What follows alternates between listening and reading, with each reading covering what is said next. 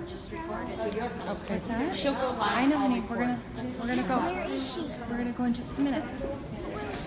Okay, so we just finished up the hearing. Sean and Sandy did great, and they stood, and they definitely got the best deal of anybody in this entire thing. So we're gonna. Oh yeah.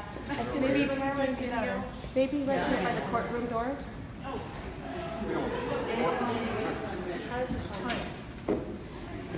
Whoops. I didn't want to silhouette you against the window. Right. Can I get a little closer? Our phones are right in the middle of this. If I'm not loud enough, let me know. All right. I can already tell you not loud. That was just a precursor here. Okay. We can remember the decision that led to us leaving the Malheur Refuge the day the whole world watched. Our grievances to an overreaching government who refuses to acknowledge the Constitution was not being heard. Everyone told us we needed to move the battlefield to the courts. After a long battle, 7 defendants were all acquitted by the glory of God, in spite of a court system that tried endlessly to suppress the truth. However, in our impending trial, the court realized it could not insert a biased juror against us a second time. The judge has refused to allow us our constitutional right to an impartial jury guaranteed by the 6th Amendment. Instead, the judge has ruled that she will decide our fate. She works for the same government that is prosecuting us. So how do you think she's going to decide? She has already stated in the first trial that the defendants were at the refuge and were therefore guilty, even though it was public camping and hunting grounds. Our intent was to expose the corruption, and we reached that goal. We do not have a voice from behind bars.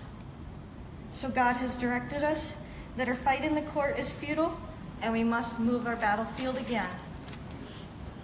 We must continue educating people on their constitutional rights before they are all but forgotten. It is not an old document that no longer applies. It was drafted by men that lived under very similar tyranny as we do today and desired to spare future generations of such a burden. Through God and our experience, we have captured the attention of God's chosen. We traveled back and forth to the Malheur Refuge on our days off of work to bring awareness to the overreach and abuse by the government to people that we had never met, Dwight and Stephen Hammond, 2 ranchers in prison twice for refusing to sell their uranium-enriched land. The media tried to sway public opinion of the Hammond supporters by painting us as dangerous people.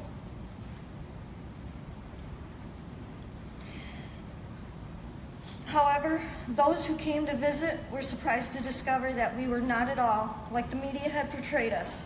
In fact, we were just the opposite.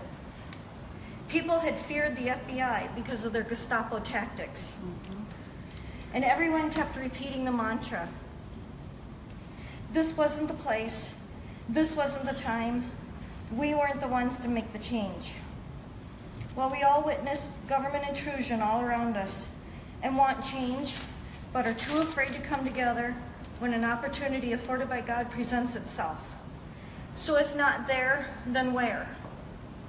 If not then, when? If not us, who? It is true, freedom is not free. We've all made sacrifices in this fight for liberty, but none as deep as Lavoy Finicum and his family. He will forever be an American hero. Even though he was murdered by the FBI, there are others just as guilty for sensationalizing the story to make a profit.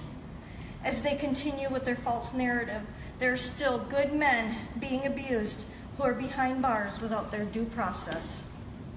We as Americans should be ashamed of ourselves.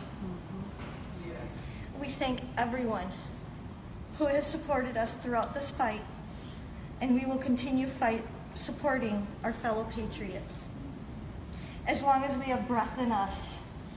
We will never stop fighting for justice. As I close this statement, I would like to bring your attention to 2 Chronicles 7:14. If my people who are called by my name will humble themselves and pray and seek my face, then I will hear from heaven and I will forgive their sin and I will heal their land. We are seeing the nation is praying and seeking out God in humility as never before. We witness that the Lord is listening and turning our great nation back to the republic that our founding fathers intended it to be. Are you willing to be free? God bless America again and forever. Hallelujah. Hallelujah. Hallelujah. Thank you.